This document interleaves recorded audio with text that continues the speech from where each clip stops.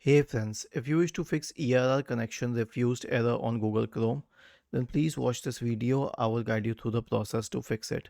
So first of all, let us understand what this error means. It means that the server is down. Now check the server status of the website that you're trying to access.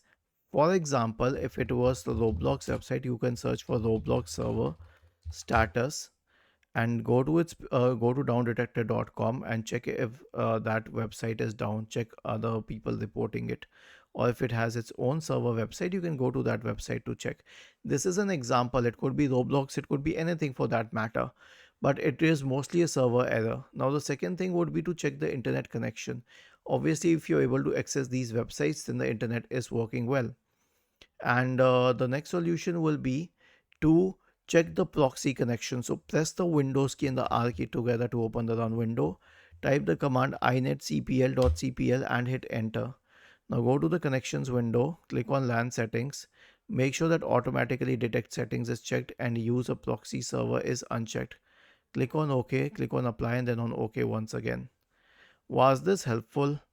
If yes, then please subscribe to the channel. If not, then let us know in the comment section of the video on how we could help you further. Thank you for watching this video and have a nice day.